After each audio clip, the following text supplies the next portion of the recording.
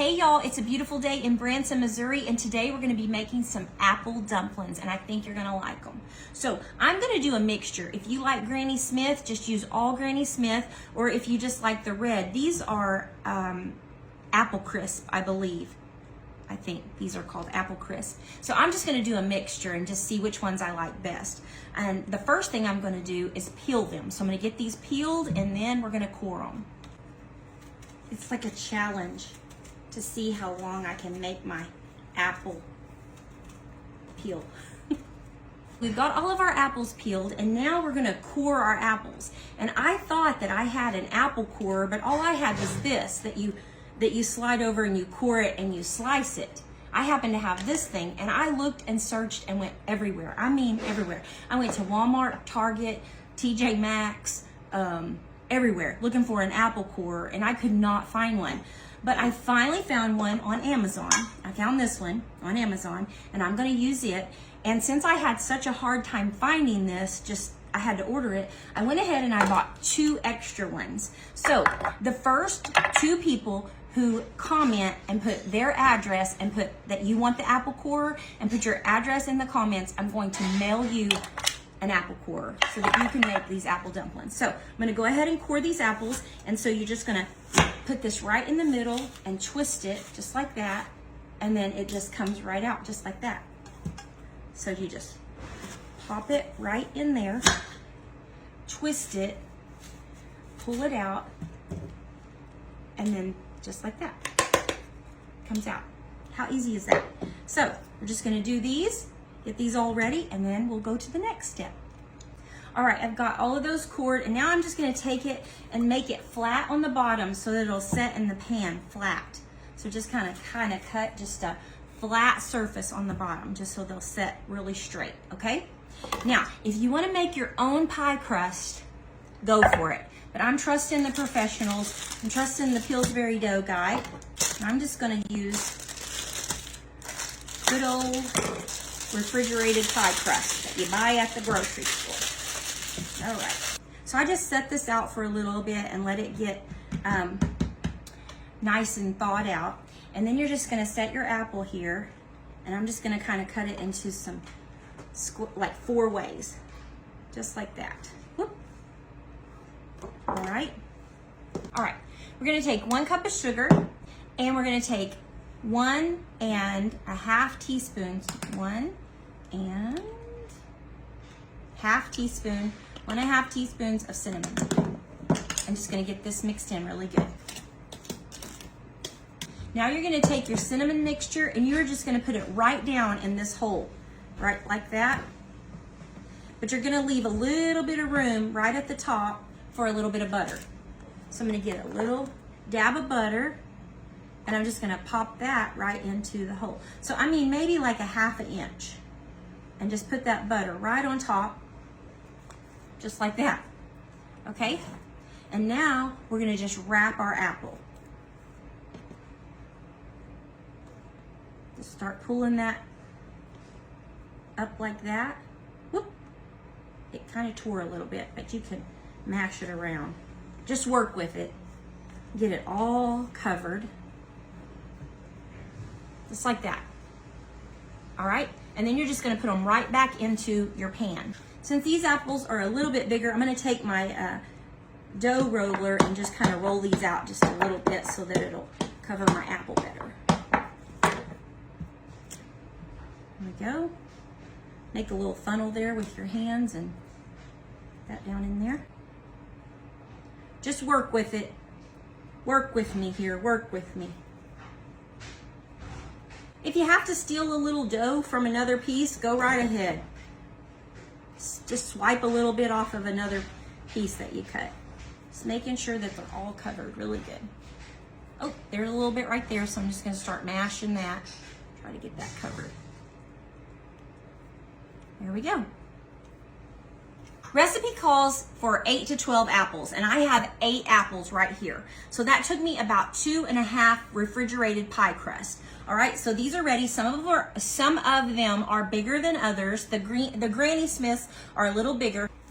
So we're just gonna cover these up, Put them in the refrigerator for about 3 or 4 hours, all right? Just let them sit in there for a little while, and then we'll come back in a little bit and we'll cook them. Okay, I'm back. So these have been in the refrigerator for about 4 hours, really about 4.5 hours, because we got busy upstairs a while ago for lunch.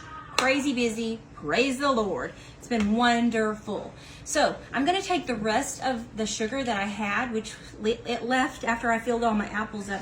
It left about 1/4 cup. So I'm gonna go ahead and fill it up to a cup, get a cup of that, and then I'm gonna go ahead and add another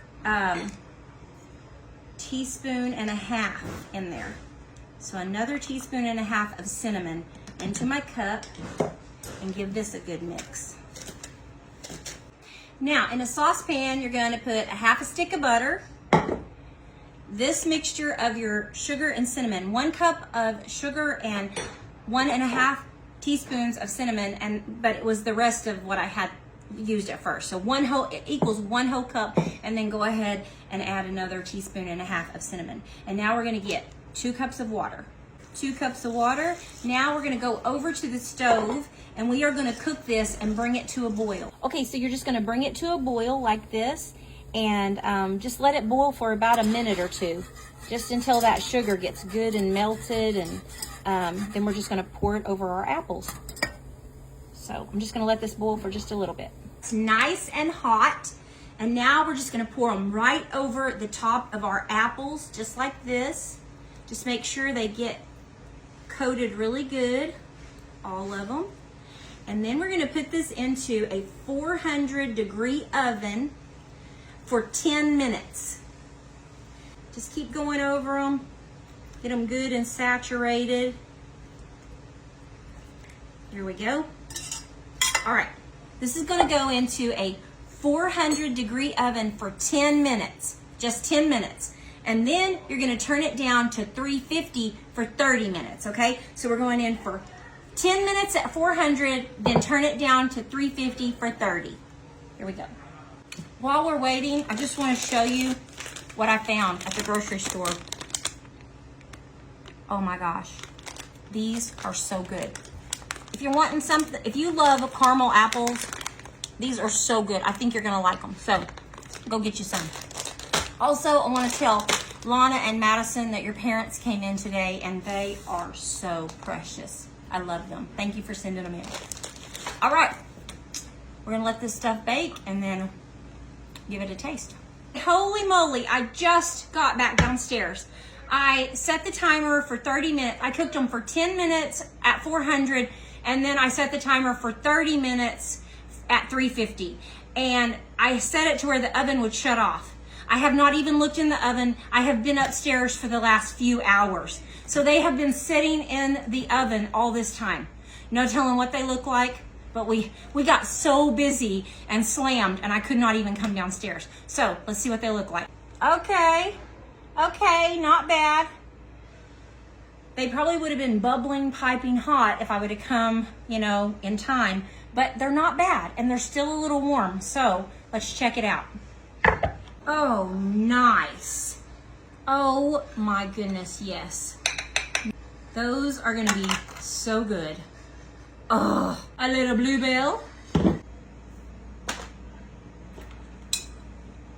Little ice cream on top.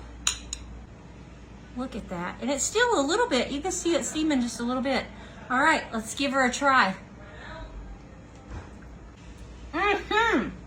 That's a home run. God dang, that's good. Oh, I don't even like apple pie. Go make this. Go make this. It's so good. You know what would be good? Caramel. It'd be good if I wasn't having a hot flash right now. Drizzle some caramel on there. Woo, I'm having a hot flash. That's so good, it gave me a hot flash. Oh my gosh, that is delicious. You guys, look at that. Look at that cinnamon in there. Oh, look at that gooey cinnamon. I would tell you to have a good day, but the day is over. The day is over, so have a good night. So have a good night tonight. Have a good day tomorrow. Remember to expect something great to happen to you tomorrow and make something great happen through you tomorrow. and go make this because it is delicious. That is so good.